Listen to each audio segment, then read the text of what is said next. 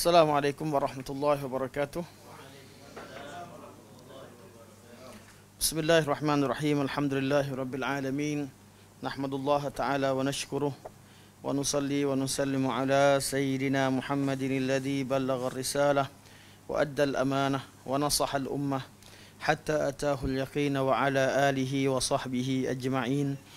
Subhanaka la ilma lana illa ma 'allamtana innaka antal alimul hakim. Rabbi shrah li sadri wa yassir li amri wahlul 'uqdatam min lisani yafqahu qawli, amma ba'd. Fa inna asdaqal hadithi kitabullah wa khairal hadi hadi Muhammadin sallallahu alaihi wasallam wa syarrul umuri muhdatsatuha wa kullu muhdatsatin bid'ah wa kullu bid'atin dhalalah wa kullu dhalalatin finnar, thumma amma ba'd.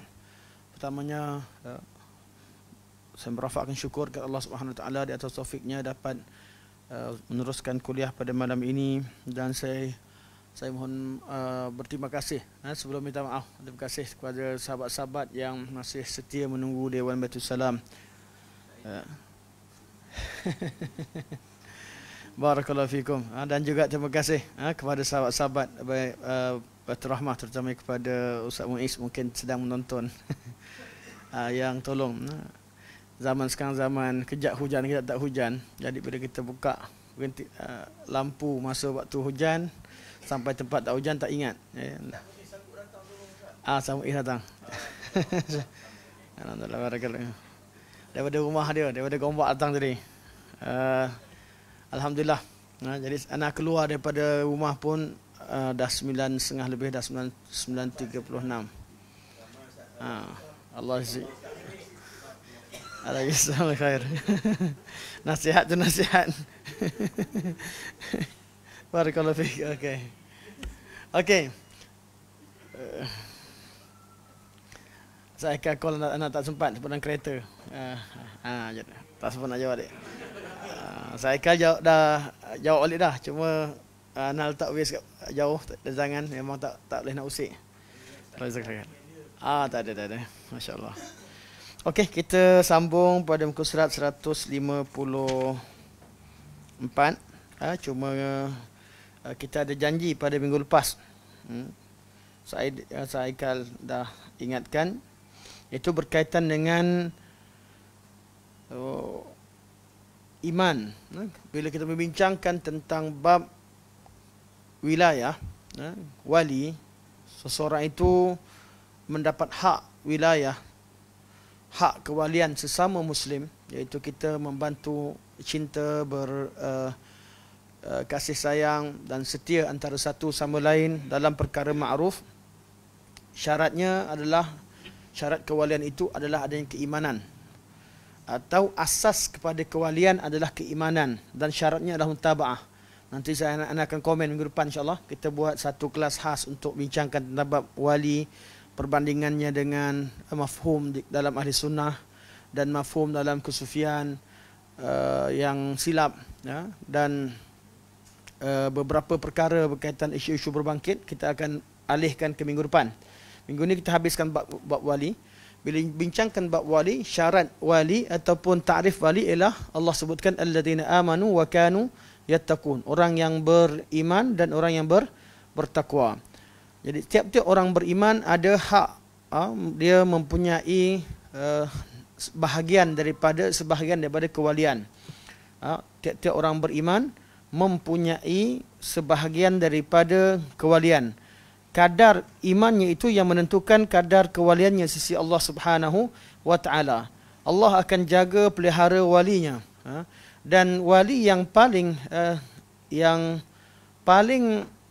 rendah sekalipun, iaitu bila ada iman yang sekecil zarrah sekalipun, ada kalimah la ilaha illallah, amalannya tidak banyak, dia tetap akan diselamatkan daripada api neraka.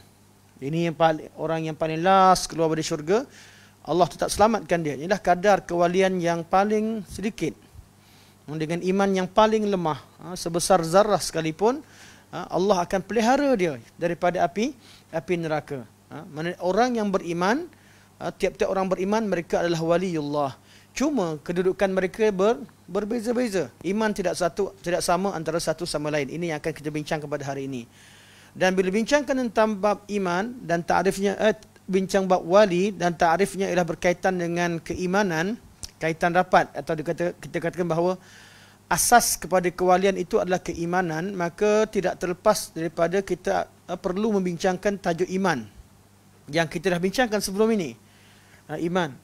Terdapat perbezaan pandangan antara mazhab-mazhab dalam Islam berkaitan dengan takrif iman. Ini yang Syekh sebutkan. Kita tengok sekali imbas. Syekh kata,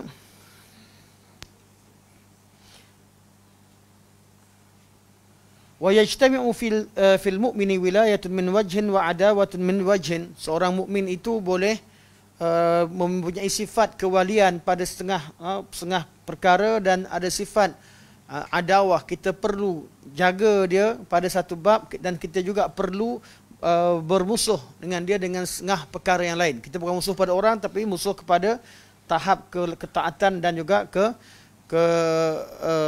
adawah, tahap kemaksiatan ataupun kekufuran yang ada pada dirinya. Kama qad yakunu fihi kufrun wa iman wa syirkun wa tauhid wa taqwa wa fujur wa nifaqun wa iman. Sebagaimana kadang-kadang seseorang itu ada padanya sifat iman dan kufur, iaitu iman, asalnya iman, kemudian dia melakukan sifat kekufuran. Tapi kalau asalnya kufur, dia takkan ada iman. Cuma dia ada cabang, sifat-sifat iman tu ada, tapi dia bukan tidak ada iman bergabung dengan kufur. Untuk orang kafir, untuk orang mukmin, dia yang asalnya daripada orang Islam, dia bergabung padanya sifat kekufuran. Sebab kufuran ada pada dia, jadi kita hukumkan sebagai tetap mukmin, tapi mukmin yang ada bergabung dengannya kekufuran. Orang kafir, dia tetap sebagai kafir kerana asalnya kekufuran. Selagi tak masuk Islam, dia tetap kafir. Kalau dia ada kebaikan, kita katakan bahawa kita tak kata dia ada iman, tapi perbuatan dia, kebaikan dia akan dibalas dengan kebaikan oleh Allah Subhanahu Wa Taala di dunia, kerana dia tak ada iman. Tidak ada iman. Okey. Kemudian Syekh kata, bergabung syirik dan tauhid, taqwa dan fujur. Kat hujung tu Syekh kata, nifaq dan iman. Bergabung antara sifat kemunafikan dan iman dalam diri seseorang. Oleh kerana ada perkataan iman kat situ, kufrun wa iman, nifaq wa iman sebagainya, maka Syekh kata, wa in kana fi hadzal asli niza'un lafzi baina ahli sunnah. Walaupun tentang takrif iman ini berlaku khilaf secara lafzi, secara lafaz, secara istilah di kalangan ahli sunnah. Itu khilaf kat mana? Khilaf antara ahli sunnah, jumhur ahli sunnah ataupun ahli sunnah yang sebenar, iaitu yang mengatakan iman itu adalah segala elemen, semua perkara, semua ketaatan yang berkaitan i'tiqad dengan hati dan cabang-cabangnya, dan juga segala asas lafaz kalimah syahadah dan cabang-cabangnya, dan segala amalan yang usul dan cabang-cabangnya, semua sekali masuk dalam iman. Artinya bila bertambah suatu perkara kebaikan, bertambah iman. Berkurangnya satu kebaikan, mana kurangnya satu perkara yang wajib, atau adanya satu kemaksiatan akan mengurangkan iman. Ini takrif Ahli Sunnah wal Jamaah. Manakala bagi golongan Murji'ah, mereka mengatakan bahawa iman itu sempurna.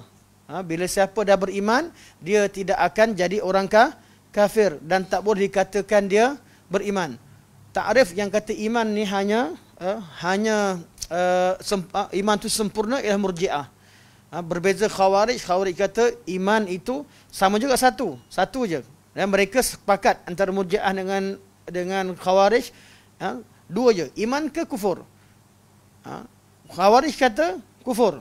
Kalau ada dosa besar, kufur. Murji'ah kata ada dosa besar macam sekalipun dia iman yang sempurna. Ini kufur sempurna, ini iman sempurna. Tak ada tengah-tengah. Kita ada bergabung. Ini yang kita bincangkan. Okey, di kalangan ahli sunnah macam mana? Ada di kalangan ahli sunnah yang bawa takrifan yang berbeza, yang sedikit berbeza. Mereka mengatakan bahawa iman itu adalah apa yang diiktikadkan oleh hati, iaitu tasdik, membenarkan, dan segala amalan hati.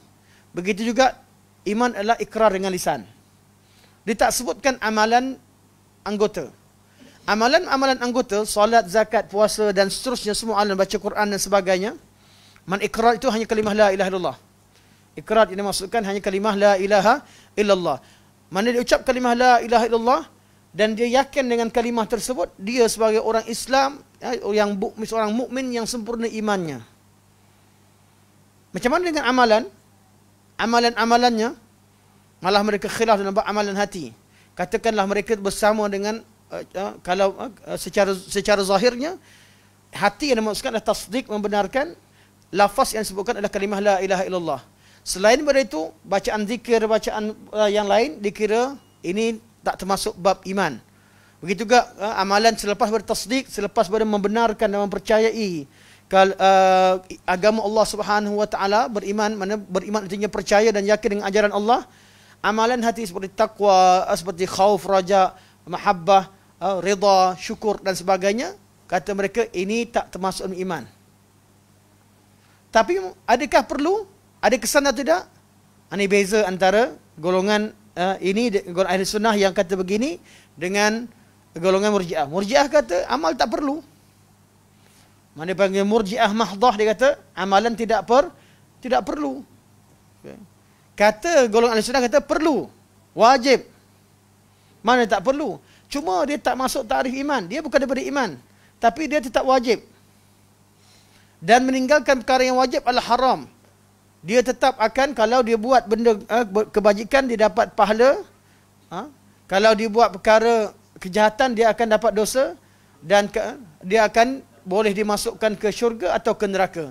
Jadi dia kata sama. Kata Syekh, ni khilaf lafzi. Seorang cakap masuk ta'rif iman, seorang lagi kata tak masuk. Kalau golongan murji'ah betul, dia kata tak perlu amal. Amal tak memberi kesan kepada iman langsung. Iman tak perlu pada amal. Amal tak wajib langsung. Ahli sunnah, ahli sunnah yang satu kelompok ni, dia kata amal tu wajib. Cuma tak termasuk dalam iman. Dia masuk kewajipan-kewajipan. Ada yang kata syarat kesempurnaan, macam-macam istilah yang diguna pakai. Di sini kata Syekh, maka khilaf ini khilaf lafzi antara ahli sunnah. Wa khilafun ma'nawi, dan khilaf secara makna, iaitu secara maksud. Betul-betul maksud berbeza. Bainahum wa baina ahli bid'ah, antara ahli sunnah dengan ahli bid'ah. Ahli sunnah kata perlu pada amal, ahli bid'ah kata tak perlu. Untuk khilaf dengan ahli sunnah seorang lagi, yang satu lagi itu, mereka adalah dipanggil sebagai murji'atul fuqaha, iaitu golongan yang ahli sunnah di kalangan fuqaha Islam, ahli sunnah wal jamaah, namun mereka mengeluarkan pandangan yang menyerupai golongan murji'ah, iaitu mengeluarkan iman mengeluarkan amalan daripada ta'rif iman. Okey. Kama taqaddam fil iman. Okey. Apa yang beliau sebut? Beliau kata khilaf ini khilaf lafzi. Artinya tak ada apa-apa. Cuma istilah je lain. Persoalan kita, adakah betul lain? Pandangan ini bukan saja pandangan Ibn Abil Izz rahimahullah, malah beliau sebenarnya menukilkan pandangan Syekhul Islam Ibn Taimiyah rahimahullah. Syekhul Islam juga cenderung kepada khilaf ni khilaf lafzi. Ibn Qayyim rahimahullah juga cenderung pada khilaf lafzi. Jadi kaul ni kaul yang ada muktabarnya, ada iktibarnya. Maksudnya kaul yang muktabar, yang kita kata kalau khilaf lafzi, dia kata khilaf lafzi, kata ayalah khilaf lafzi, asalkan jangan keluarkan iman daripada kewajipan. Macam geng murji'ah, murji'ah mahdah, seperti geng kata tak perlu beramal, amal tak masuk, buat apa, bab keimanan, bab kekufuran, buat apa sekalipun, asalkan hati kamu yakin Allah yang mencipta, bab tauhid, yakin Allah, buat apa buatlah, asalkan hati ini beriman. Ini golongan murji'ah mahdah. Tak sama seperti golongan murji'ah fuqaha. Murji'ah fuqaha ini pandangan ma'ruf daripada pandangan yang terkenal daripada Al-Imam Abu Hanifah rahimahullah dan guru beliau Hamad bin Abi Sulaiman rahimahumullah. Mereka dan ulama Kufah secara umum, berpegang dengan pandangan ini, kerana ada pengaruh faktor semasa.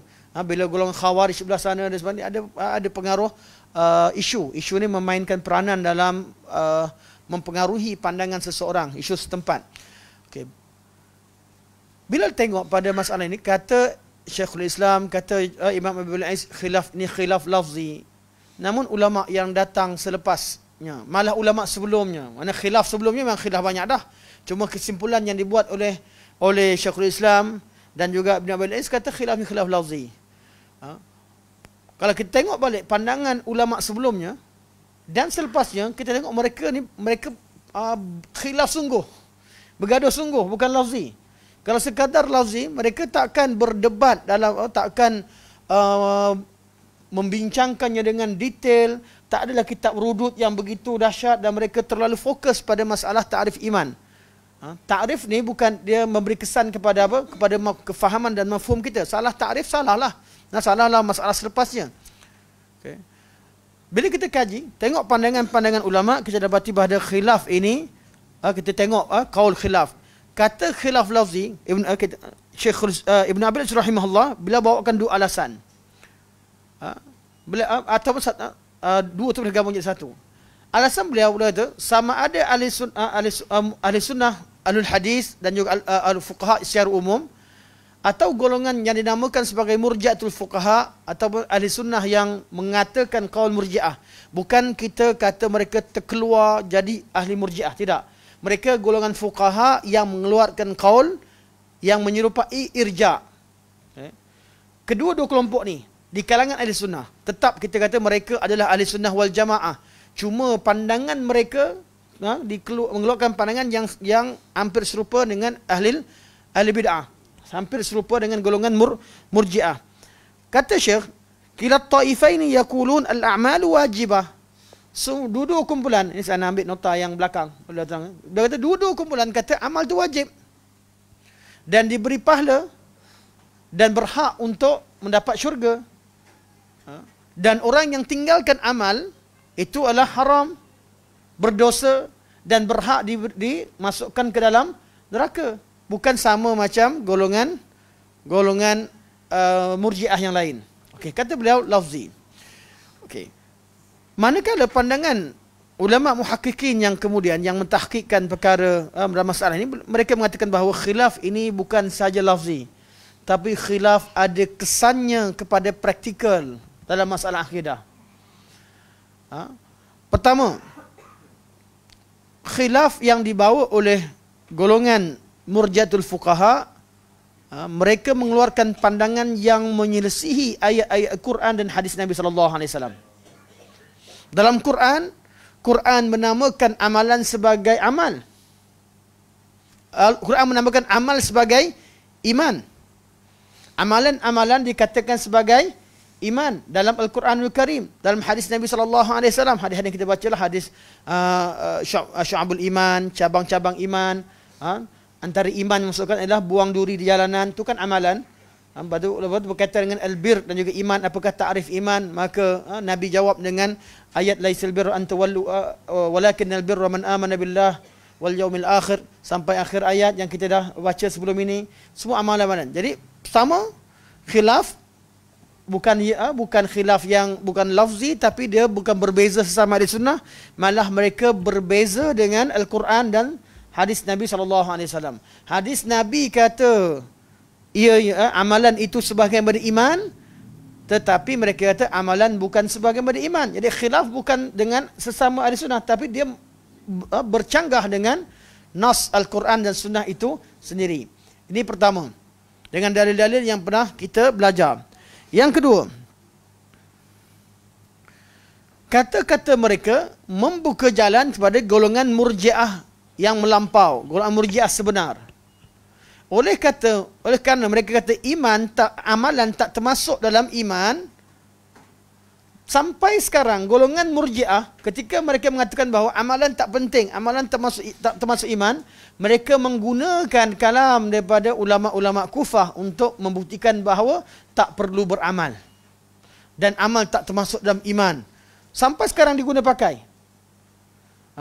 Jadi mereka telah membuka jalan. Kalau khilaf tu secara lafzi, dia tidak akan membawa kesan kerosakan akidah terhadap yang orang kemudian.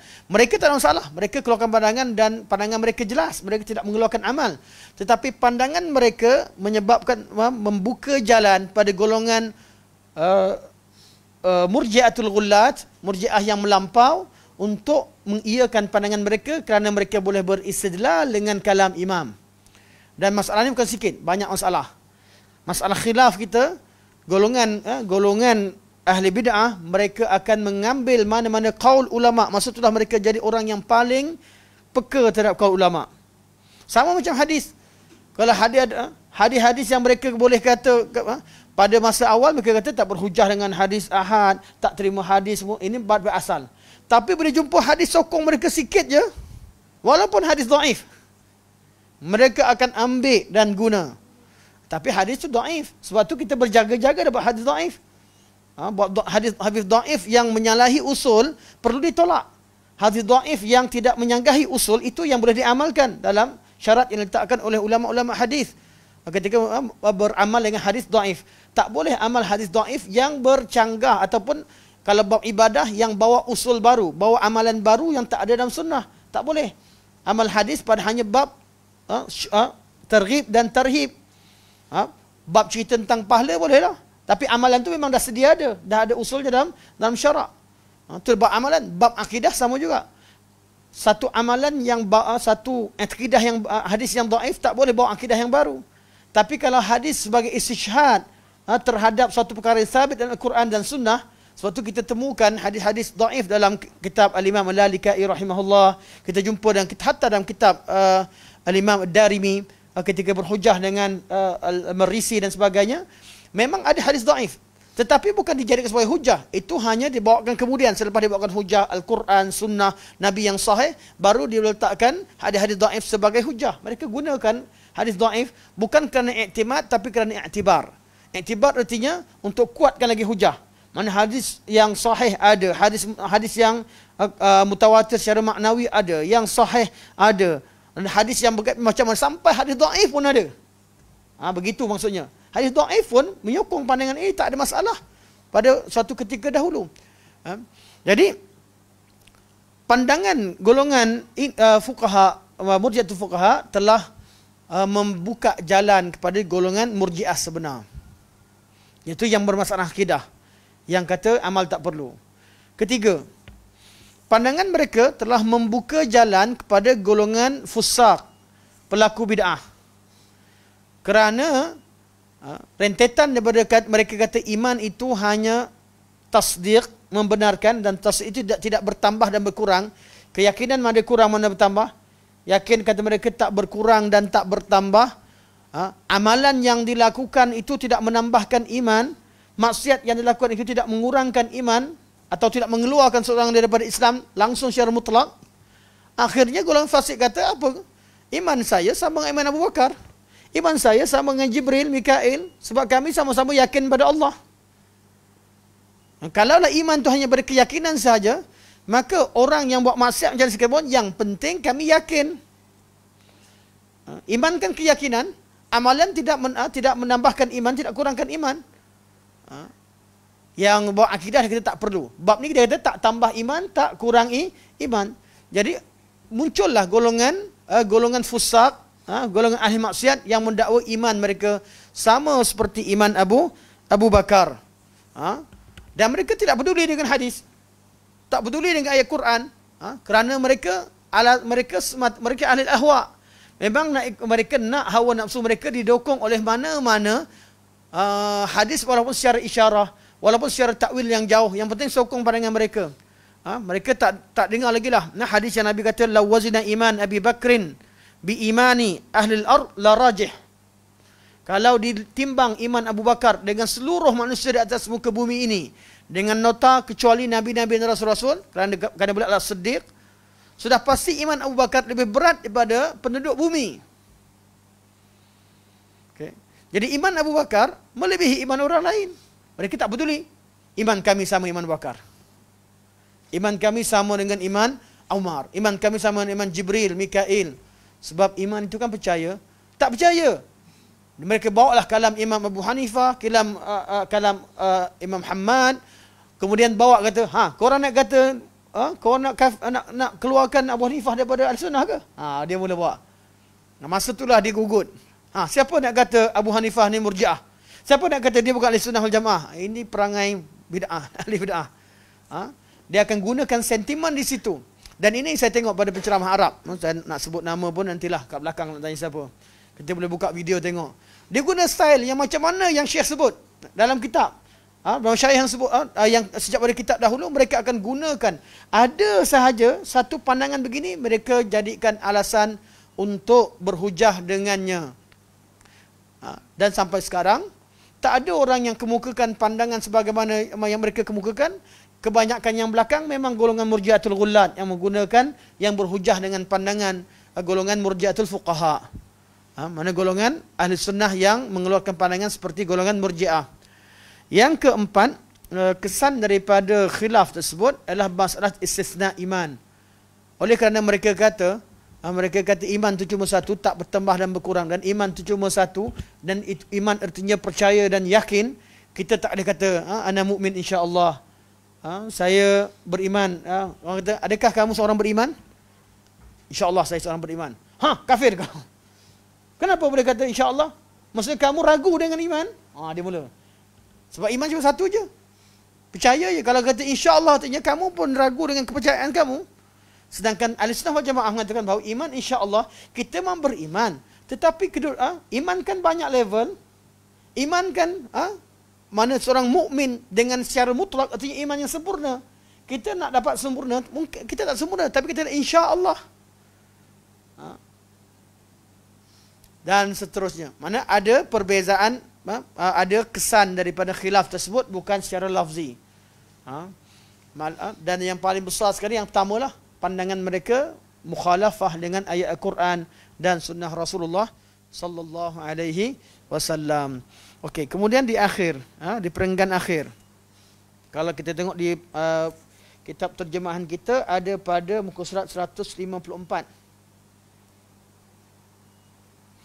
Hadis wa amma ma yurwa mawfu'an ila an-nabiy sallallahu alaihi wasallam annahu qala ma min jama'atin ijtama'at illa wa fihim waliyullah atau waliyun lillah.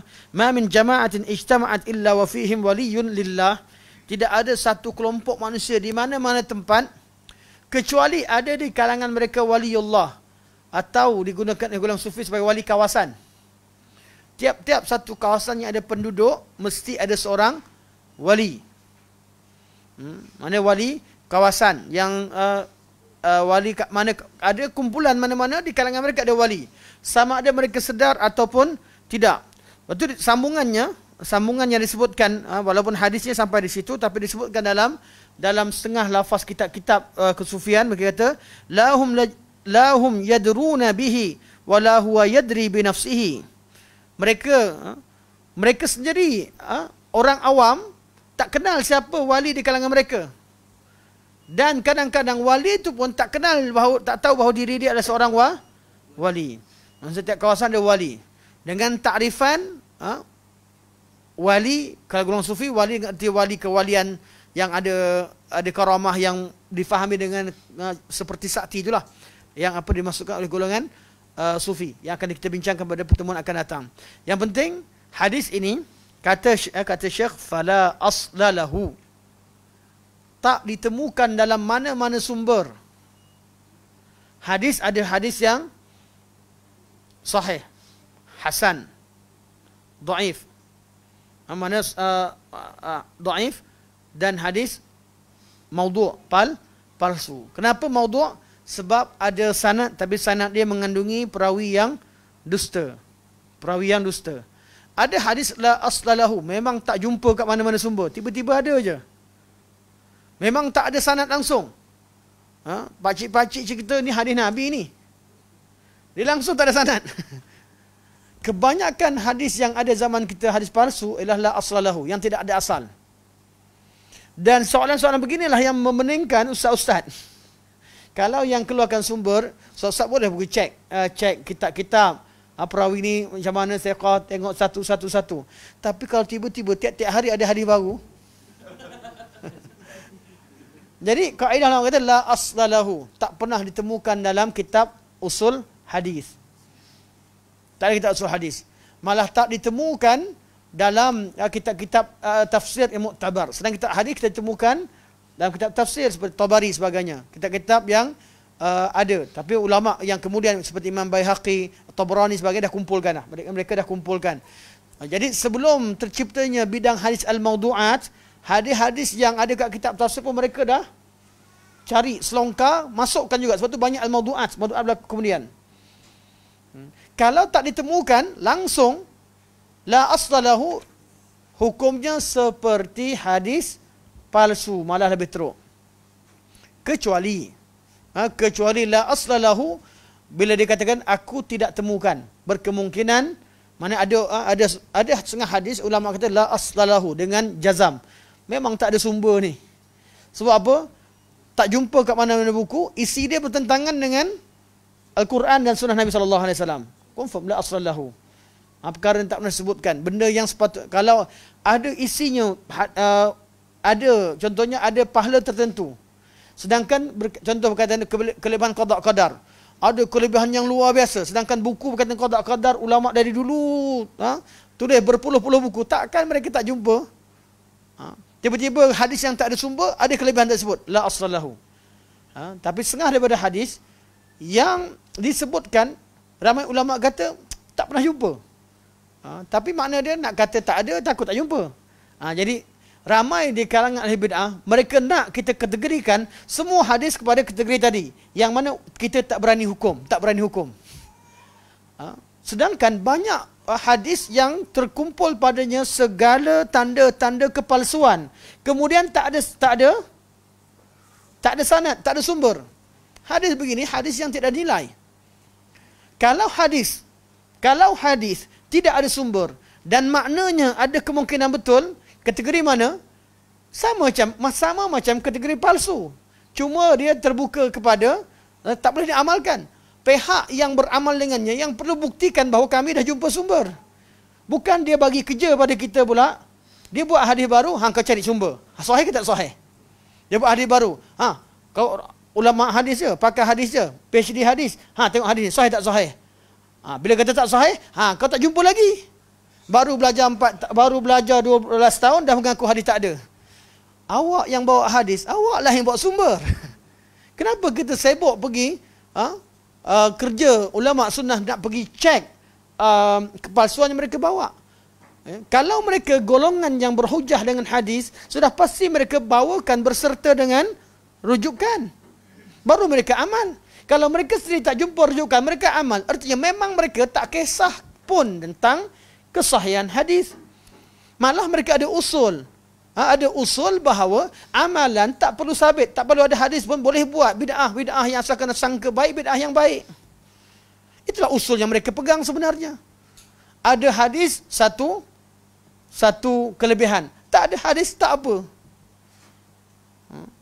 Malah boleh terjadi sahaja golongan ini mimpi guru mereka juga boleh jadi amalan yang baru. Jadi kita disibukkan disibukkan dengan soalan-soalan yang dikemukakan oleh orang-orang awam yang pergi belajar dengan golongan macam ni. Menyebabkan seolah-olah bila orang belajar, bila orang awam dah belajar dengan mereka, mana mereka pilih guru yang bawa hadis banyak macam ni. Lepas tu dia kata, hadis ni kita kata palsu.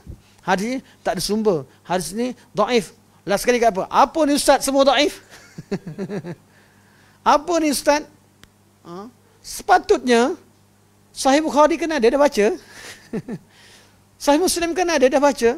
Kutub Sittah dah baca habis ke? Sampai nak condemn semua hadis dhaif? Puncanya bukan kerana semua dhaif kesalahan orang yang belajar hadis.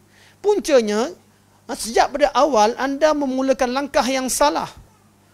Ulama hadis pisahkan hadis untuk bantu kita orang awam untuk kenal yang mana sahih tidak sahih.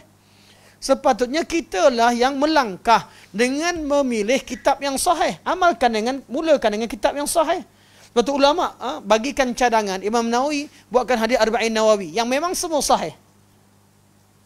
Atau paling hasan, jatuh jadi hasan li ghairi. Ada beberapa hadis yang memang boleh amal. Boleh amal. Kenapa tak start dengannya? Kemudian tambah Jawamin Ulumul Hikam. Kemudian tambah Bahjatul Qulub. Hadis yang ada 100 hadis berkaitan dengan amalan, berkaitan dengan usul-usul dan semuanya sahih. Kemudian pergilah kepada ahkam, pergi pada Umdatul Ahkam. Pergilah tentang hukum. Kalau nak pergi tengok sunnah secara umum, bukalah Sahih Bukhari. Banyak lagi hadis yang tuan-tuan belum baca. Tapi kenapa? kerana orang awam mereka suka bukan sebahagian orang awam malah dari sejak zaman dahulu mereka tak suka kepada perkara fakta, mereka lebih suka kepada keseronokan dalam menuntut ilmu, nak senang-senang, tak nak bersusah payah, penat, letih. Kalau nak pergi belajar dengan serius mereka letih, mereka nak senang. Kalaulah mereka pilih guru yang betul, yang memudahkan mereka, walillahil hamd, dalam keadaan mereka dapat ilmu dengan mudah dan dimudahkan, mereka juga dapat terjaga kesahihan. Tapi kalau perangai ini, akhirnya mereka seronok dengan yang ditengok guru-guru yang diterima adalah guru-guru yang menyeronokkan. Atau guru-guru yang dirasakan tidak menghukum pada aku. Tak hukum, aku tak ada salah. Belajar dengan ustaz tu asyik salah aja. Dan dilabelkan orang cerita tentang sunnah aja, dianggap orang tu suka melihat aib orang. Saya baru tengok video tadi, video TikTok. Tengah laju-laju, tengah keluar-keluar tu masa nak tekan waste nak ke sini kan, dia kan keluar yang iklan TikTok tu. Tersalah tekan, keluar TikTok terus. Seorang abang ni dia marah pada seorang pakcik ni pasal tegur tentang pakaian isteri dia. Isteri saya punya dosa saya tanggung. Saya tanggung. Tapi abang yang hilang adab, dia kata saya. Orang tegur tu hilang adab. Sebab apa tegur? tegur dan tak pakai tudung, tak tahu pakai macam mana, tak tunjuk pun. Tapi dia rasa bahawa orang yang tegur itulah orang yang rosak akhlak, tak ada adab. Dan inilah je cara fikir golongan Murji'ah pada zaman ini. Yang salah ialah yang tegur, yang melakukan amar ma'ruf dan nahi mungkar. Yang buat salah, tak apa, saya tanggung dosa. Ingat, dia ingat agama ni ikut suka hati. Kita boleh hadiahkan pahala orang suka hati, tanggung dosa orang suka hati. Banyak cantik. Ini punca. Punca daripada salah faham beragama. Okey. Macam mana pengurusi? Ni sebab lambat datang ni, bukan sebab habis masa panjang bincang. Bismillah. Okey, ini yang lepas. Ini yang lepas.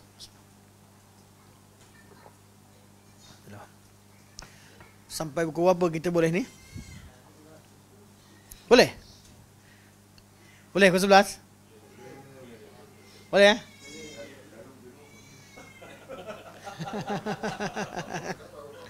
Okey, kalau boleh kita boleh mesti? Okey, barakallahu fikum. Tengok fungsi senyum ikhlas, jadi kita terus kasih.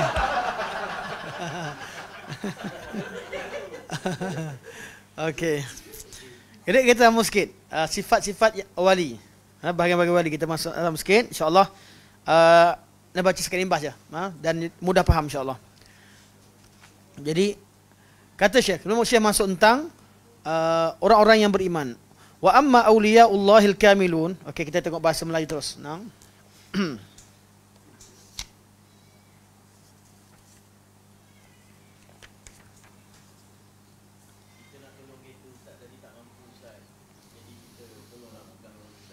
Allah jazakallahu khair.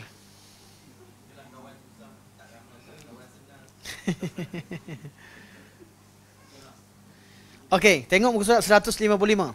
Atas sekali. Atas sekali.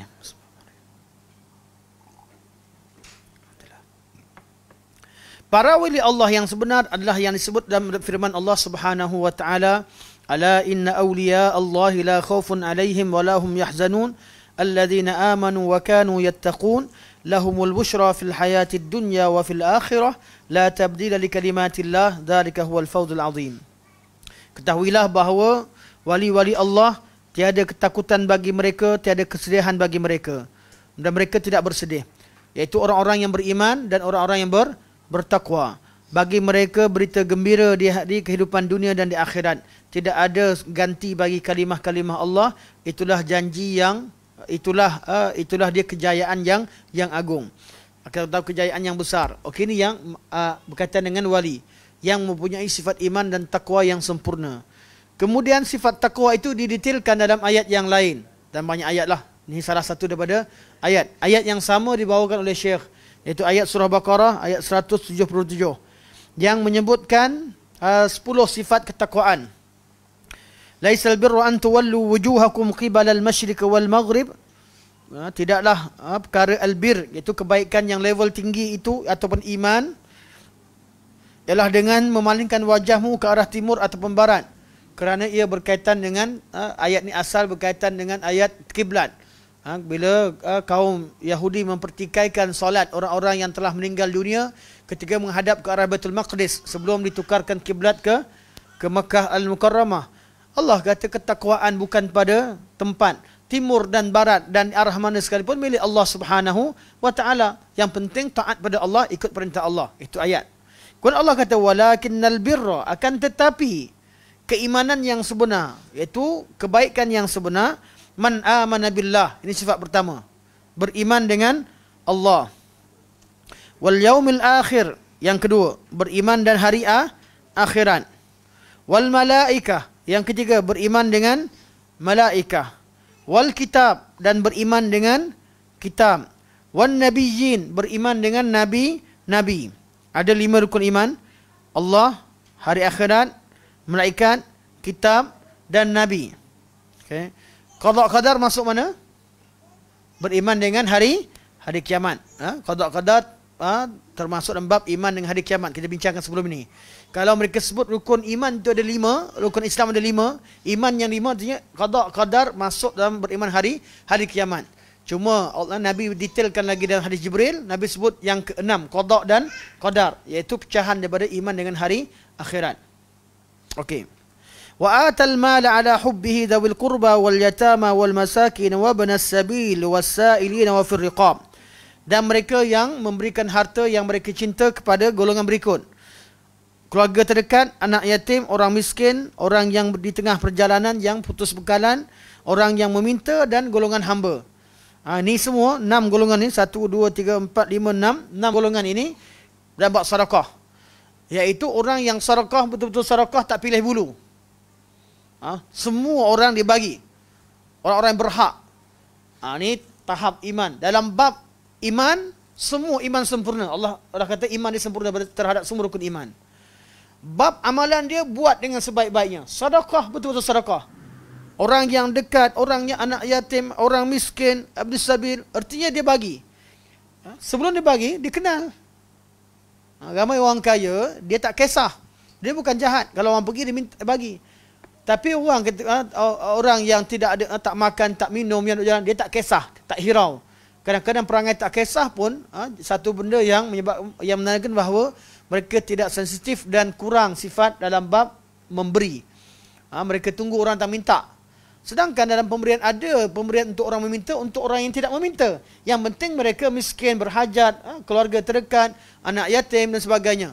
Ini perbincangan yang tersendiri bab sedekah. Okey, itu sifat yang keberapa? Yang ke-6. Sifat ke-6. 5 rukun iman tambah yang ke-6, beri harta. 6 tu kalau campur dengan 6 tu ada 6 benda lah, 6 orang yang diberikan. Wa aqamas salah, yang ke-7 mereka dirikan solat dengan sebenar-benarnya. Dengan maksud aqama, iaitu yang mendirikan, yang melaksanakan solat dengan sempurna. Wa ataz zakah, itu yang ke-8, mengeluarkan zakat. Wal mufuna bi ahdihim idza ahadu. Okey, tuan-tuan tengok, keluarkan zakat disebutkan kemudian, sebelumnya dibagikan harta yang mereka sayang. Artinya mereka bagi harta tadi bukan benda yang wajib. Kat sini wa ataz zakah, mereka tunaikan yang wajib. Selain yang wajib, mereka cari orang miskin, anak yatim dan sebagainya. Okey. Jadi mereka tak cukup buat benda yang wajib, malah mereka buat perkara sunat. Dengan bersungguh-sungguh cari semua orang yang perlu dengan harta yang mereka ada, yang mereka sayang, mereka cintai, mereka berikan kepada orang-orang begini. Maksudnya memang bantu, betul-betul bantu. Sifat begini. Okey. Wa ataz zakah wal mufuna bi ahdihim idza ahadu. Dan mereka yang tunaikan janji mereka bila mereka berjanji. Ini sifat yang ke-9. Was-sabirin, dan orang yang sabar. Ini sifat yang ke-10. Bila fil ba'sa, waktu mereka susah, wad-darra, fil ba'sa, waktu mereka fil ba'sa, al-ba's, ada terjemahan. Kadang-kadang terjemah ayat Quran ni tak boleh nak sengah pada tempat kita baca banyak kali, tapi bawa perasan. Sabar pada kesempitan dan pada masa kesakitan. Betul lah, dua-dua. Pada waktu mereka sempit dan mereka sakit. Fil ba'sa, ini satu benda menarik. Anda bawa perasan. Fil ba'sa iwad darra. Ba'sun ni pun sakit. Darra ni mudarat. Bila anda ingatkan waktu senang dan susah. Tengok pada ayat balik, maknanya macam berbeza. Cek pada terjemahan. Mereka yang memberikan sabar pada masa kesempitan dan pada masa kesakitan. Sabar. Jadi sabar ni, dia beza daripada memberi ketika senang dan susah. Sekarang, otak yang ada kat otak saya fikir, yang memberi pada waktu senang dan susah. Sekarang ni, sabar. Sabar pada waktu sempit dan sabar pada waktu sakit. Jadi, bab sabar, dia tak ada sabar dan bab sabar dalam kenikmatan.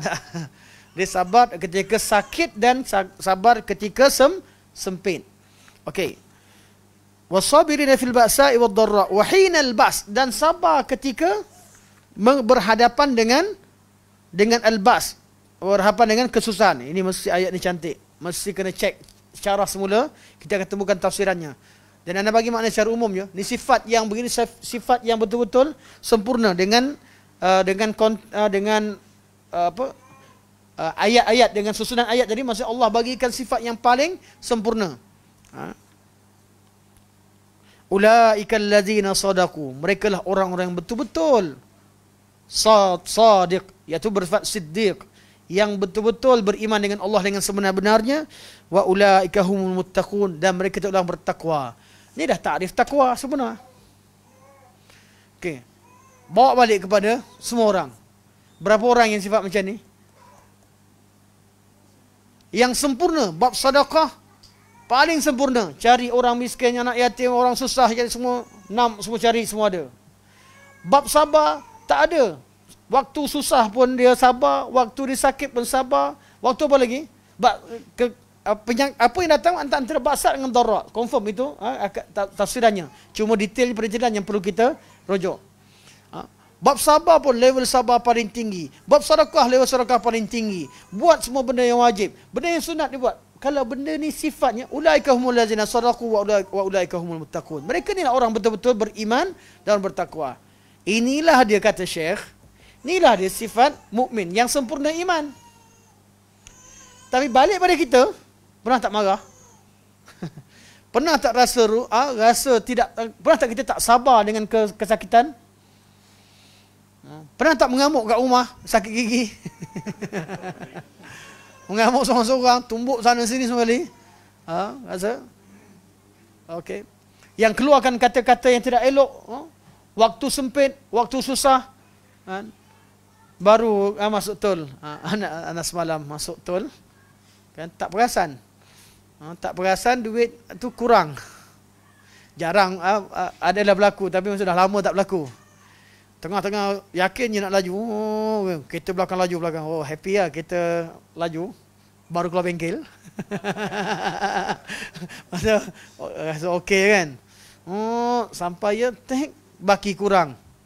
Tengok belakang semua kereta yang jenama-jenama belakang. Terpaksa tengok kat Batu 9. Tengok kat mana mesin dia. Rasa ada mesin kat situ. Dia dah angkat mesin dah. Tu. Macam mana nak buat? Reverse belakang. Yang belakang sambil reverse sambil horn. Ton marah. Kan? Kita kata dalam hati kata, kurang ajar. Aku dah bagi lampu bukan sengaja kan. Sebab sebelum ni tak sebab saya banyak kali sekarang ni banyak parking gunakan Touch and Go. Sekarang ni saya taubat tak nak parking pakai Touch and Go. Dia ni yang melupakan kita baki. Kalau parking tak apa. Dia tahu berapa kan guna. Kita boleh agak. Tapi bila saya ni parking ni pasal lah ni dah hati. Keluar orang terus sambil horn. Perasaan marah timbul. Dah lah reverse perlahan-perlahan, malu pun ada. Kan? Dia horn lagi, marah-marah lagi. Tengok muka budak lagi. Lagi. Kereta besar budak, lagi kita marah. Kan? Kalau orang tua paling-paling sedar lagi lah kita rendah lebih muda. Ni tengok budak-budak muda pula, budak-budak sekolah menengah, horn-horn main-main gitu kan. ke tepi. Kita ni kadang-kadang hilang sabar. Nak kata saya sabar tak juga, keluar juga perkataan tak betul. Seorang-seorang tu. Kan? Kita kadang-kadang waktu sempit kita hilang kesabaran. Tapi orang beriman sebenar, mereka sabar ketika mereka sempit, ketika mereka sakit. Tiap-tiap waktu mereka ingat Allah. Bersabar kerana Allah. Sifat begini tak mungkin semua orang dah dapat. Jadi kalau nak dapat, kalau nak capai ni, memang orang betul-betul yang sempurna iman, iaitu golongan yang as-siddiq, siddiqin. Mungkin syuhada, salihin. Mungkin kita salihin lah. Siddiqin lah, mereka yang paling ulaika humul ladzina sadaqu. Jadi okey. Inilah sifat orang wali-wali. Kata Syekh, kita tengok pada ayat ni, kata Syekh, orang bertakwa ada dua kategori. Dalam ayat yang lain sebut tiga, dalam ayat Quran ada tiga kategori. Kategori sabiqun bil khairat, kategori zalimun li nafsihi, muqtasid, dan sabiqun bil khairat. Betul? Orang beriman ni ada tiga level di hari akhirat. Hari akhirat ada tiga kelompok orang yang beriman. Orang yang jadi orang yang mewarisi Alkitab. Summa awrasnal kitab. Mana kitab lah? Summa awrasnal kitab alladzina safaina. Ayat ni ana tulis ni. Hafal tapi oleh kerana faktor masa kita nak bagi kesimpulan terus. Ada tiga level manusia di hari akhirat. Pertama, golongan yang zalimul li nafsihi. Dia orang Islam tapi kadang-kadang buat dosa. Dan banyak buat dosa. Ada iman. Yang menyebabkan mereka ini terpaksa kadang-kadang berhadapan dengan kesusahan, kepayahan di hari akhirat sebelum mereka dapat kesenangan.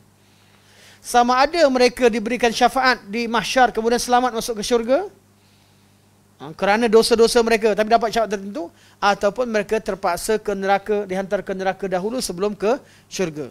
Mereka ni golongan zalimul li nafsih. Golongan yang kedua dan ketiga, ini yang masuk, yang Syekh masukkan golongan al-wilayah, wilayah yang umum, yang mana mereka ni selamat daripada awal lagi, memang mereka ni jaga hukum Allah Subhanahu Wa Taala. Siapa? Satu, al-muqtasidun, golongan al-muqtasid, yang tak tinggal benda wajib, buat semua benda wajib dan tak buat benda haram. Hidup mereka berdepan dengan apa? Tak ada dah. Hidup mereka yang wajib tak ada lagi, nak bangun lambat, tak ada. Yang tak solat, tak tunaikan benda wajib, tak ada dalam diary hidup mereka. Yang mereka dah lawan hawa nafsu, lawan, semua orang pernah buat dosa. Tapi sampai satu level, ada orang yang memang benci dengan dosa, tak suka dosa, dia suka buat kebaikan. Tak ada satu dosa pun yang dia teringin nak buat. Kalau tersalah itu, semua manusia tersalah. Tapi tidak ada terlibat buat satu dosa. Mereka tinggalkan semua dosa, buat semua kewajipan, cuma dalam bab sunat ikut dan. Kadang-kadang buat benda ni, kadang-kadang tidak. Benda-benda sunat ni, benda-benda sunat biasa mereka tidak sempurna. Mereka ini golongan muqtasid, iaitu yang pertengahan. Ada golongan as-sabiqun atau sabiqun bil khairat. Orang yang ke depan dan buat kebaikan. Kebaik yang wajib tak payah cerita, semua buat. Yang sunat buat semua. Dan mereka berlomba pada bab-bab perkara sunat yang mereka tak mampu buat. Itu yang berlaku pada sahabat-sahabat Nabi SAW. Menangis, golongan miskin menangis, jumpa Nabi mengadu sebab orang kaya dapat infak, dia tak dapat infak. Padahal dia tak wajib pun infak.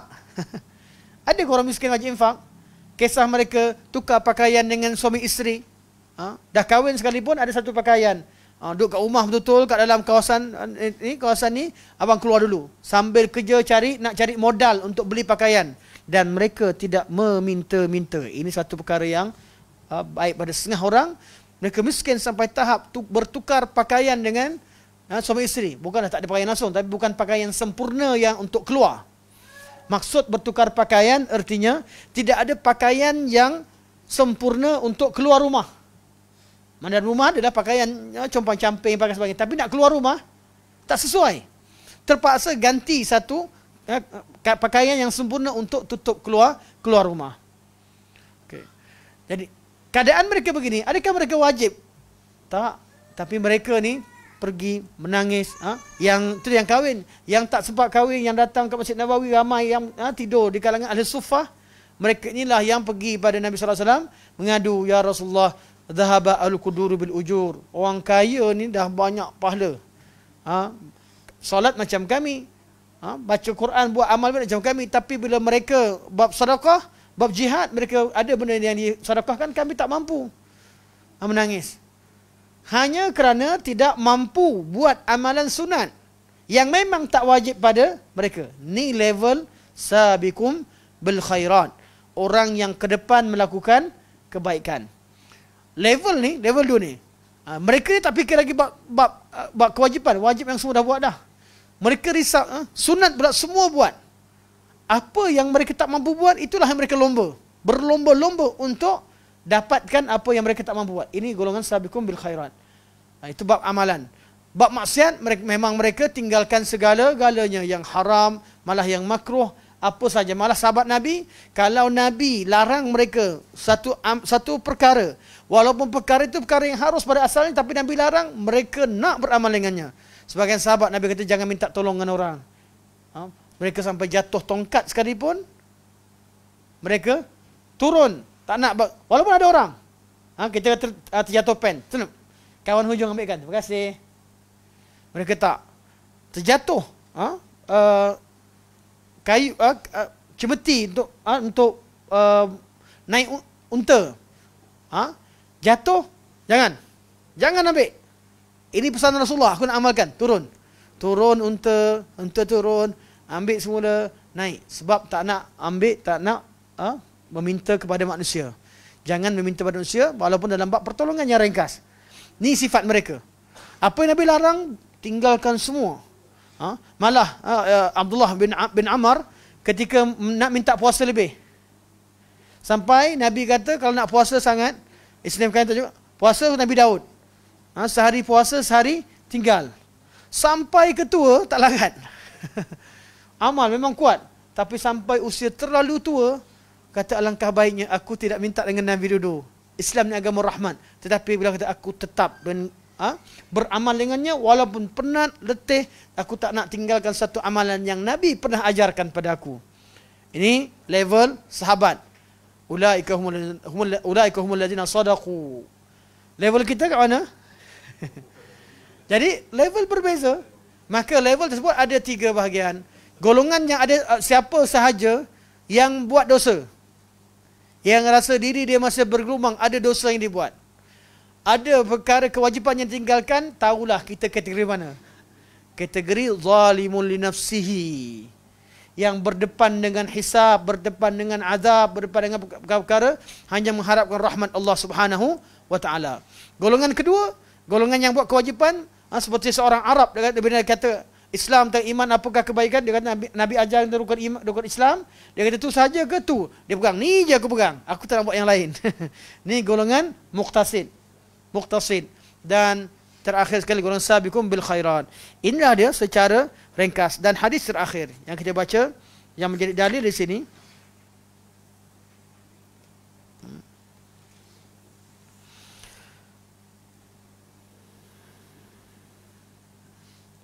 Allah berfirman, seperti dalam Sahih Bukhari, kama fi Sahih Bukhari an Abi Hurairah radhiyallahu anhu, qala Rasulullah sallallahu alaihi wasallam, hadis Nabi sallallahu alaihi wasallam, yaqulullahu taala, Allah berkata, berfirman. Kalau Nabi kata Allah berfirman, ini apa dia? Hadis kursi. Hadis kursi adalah kalamullah, bukan daripada ayat Al-Quranul Karim. Ringkasnya, man adali waliyan, barang siapa yang memusuhi waliku. Kita baca terjemahan terus, insya-Allah. Allah Subhanahu wa taala berfirman, sesiapa yang memusuhi seorang wali aku, siapa memusuhi seorang wali aku, maka dia telah mengisytiharkan peperangan denganku. Perang Allah, siapa yang mengusik wali Allah. Tidak adalah amalan yang membolehkan seseorang mendekatkan diri kepadaku yang sama seperti mana yang dia menunaikan kefarduan yang diwajibkan ke atasnya. Kenapa benda ini penting? Tak ada satu amalan yang lebih baik daripada amalan fardu yang diwajibkan ke atas mereka.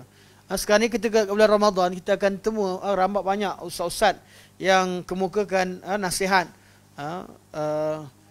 seperti pandangan-pandangan dalam mazhab Syafi'i kata kalau nak dapat pahala lebih di bulan Ramadan, kena apa? Niatkan nazar untuk satu amalan yang kita buat. Contoh kita iktikaf, niatkan nazar supaya amalan jadi wajib. Tak. Amalan wajib yang jadi amalan yang afdal ialah apa yang diwajibkan. Apa yang diwajibkan. Memang Allah hukumkan sebagai wajib. Jadi amal yang mana Allah wajibkan, yang mana sunat perbanyakkan. Bukan dengan cara mewajibkan satu perkara yang harus atau perkara sunat dan sebagainya. Sunat kekal sunat. Cuma boleh tidak? Boleh. Itu pandangan. Cuma ramai ulama yang kata tak perlu pergi masuk masjid. Nak sedekah. Sedekah ada apa benda yang sunat? Sedekah. Aku bernazar je Allah untuk sedekah. Itu bersedekah. Tak payah, Allah tahu. Walaupun ada pandangan dalam sebagian ulama mengatakan begitu. Cuma nak ingatkanlah bab ni. Jadi tidak ada satu amalan yang Allah lebih sayang lebih daripada apa yang Allah wajibkan. Dan seorang hamba itu, anda baca sini senang, buat terjemahan sendiri, lebih cepat. Dan seorang hamba itu akan terus menerus bertakarub pada Allah Subhanahu Wa Taala dengan amalan sunat sehingga aku cinta padanya. Ada dua, satu buat benda wajib, yang kedua teruskan lagi yang wajib tambah perkara yang sunat. Di sinilah dia wali. Allah kata apa? Fa idza ahbabtuhu, bila aku dah cinta pada dia, ni wali. La takuntu sam'ahu alladhi yasma'u bih. Akulah pendengaran yang dia dengar dengannya. Mana dengar sesuatu kerana Allah. Wa basrahu alladhi yubsiru bih. Tengok sesuatu kerana Allah. Yang mana Allah redha dia tengok, yang mana Allah tak redha dia tidak tengok. Wa yadahu allati yabtishu biha. Tangan yang dia gunakan untuk pukul dan tumbuk dengannya. Kalau nak perlu pergi jihad, pergi jihad. Kalau tidak, dia maafkan walaupun dia kuat, dia tidak lawan kerana dia berlakukan sesuatu kerana Allah. Wa rijlahu allati yamshi biha. Dan kaki dia berjalan juga kerana Allah.